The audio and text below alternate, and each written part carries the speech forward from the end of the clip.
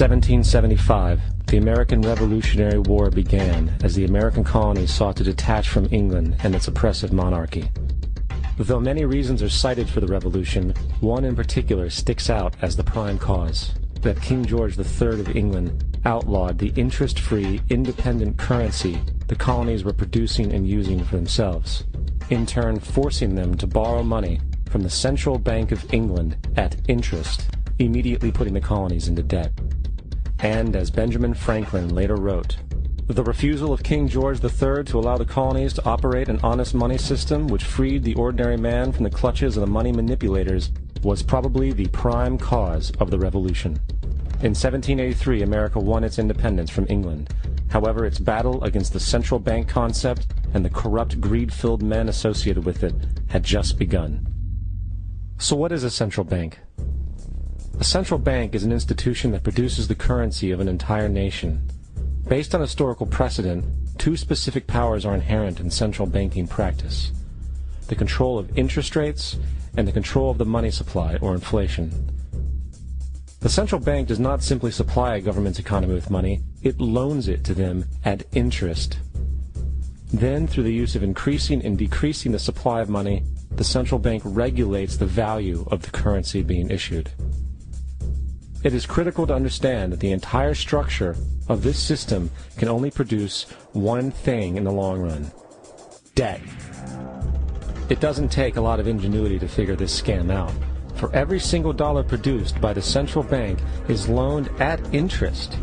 That means every single dollar produced is actually the dollar plus a certain percent of debt based on that dollar.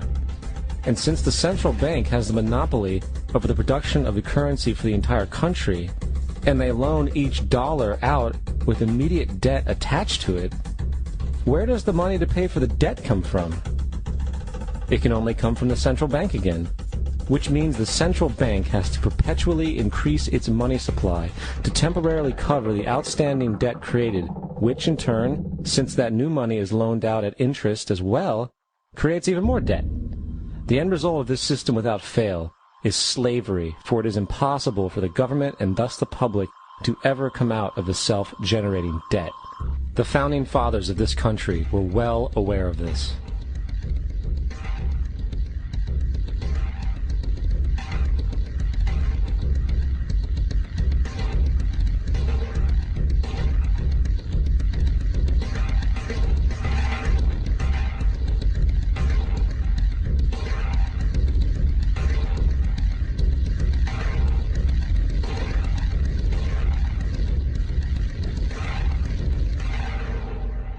By the early 20th century, the U.S. had already implemented and removed a few central banking systems, which were swindled into place by ruthless banking interests. At this time, the dominant families in the banking and business world were the Rockefellers, the Morgans, the Warburgs, the Rothschilds.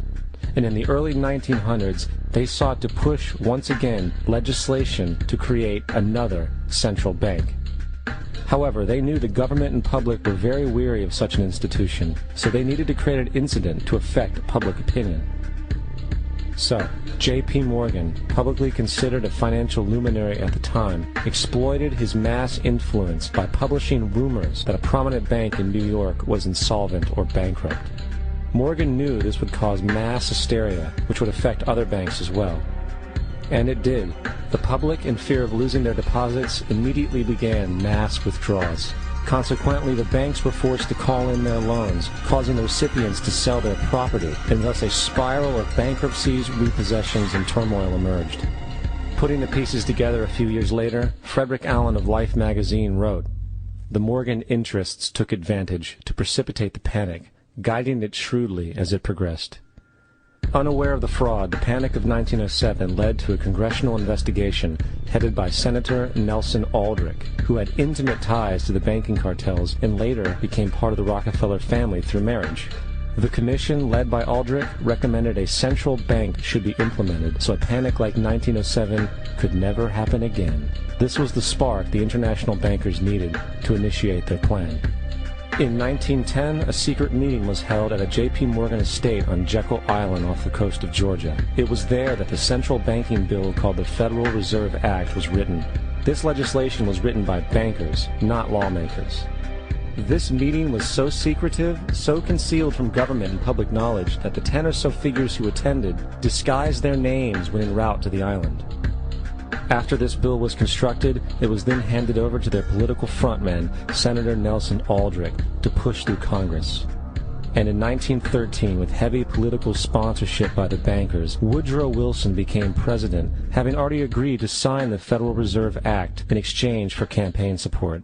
And 2 days before Christmas, when most of Congress was at home with their families, the Federal Reserve Act was voted in, and Wilson in turn made it law. Later, Woodrow Wilson wrote, in regret,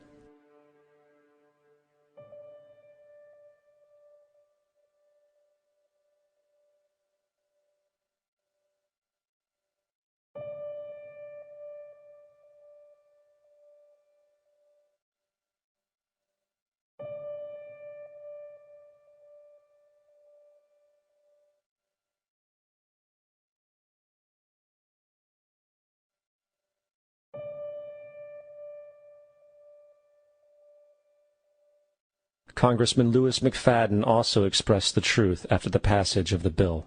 A world banking system was being set up here, a superstate controlled by international bankers, acting together to enslave the world for their own pleasure. The Fed has usurped the government. Now, the public was told that the Federal Reserve System was an economic stabilizer, and inflation and economic crises were a thing of the past. Well, as history has shown, nothing is further from the truth. The fact is, the international bankers now had a streamlined machine to expand their personal ambitions. It's alive! It's alive! It's alive! For example, from 1914 to 1919, the Fed increased the money supply by nearly 100%, resulting in extensive loans to small banks and the public. Then, in 1920, the Fed called in mass percentages of the outstanding money supply, thus resulting in the supporting banks having to call in huge numbers of loans, and, just like 1907, bank runs, bankruptcy, and collapse occurred. Over 5,400 competitive banks outside of the Federal Reserve System collapsed, further consolidating the monopoly of the small group of international bankers. Privy to this crime, Congressman Lindbergh stepped up and said in 1921, "Under the Federal Reserve Act, panics are scientifically created. The present panic is the first scientifically created one, worked out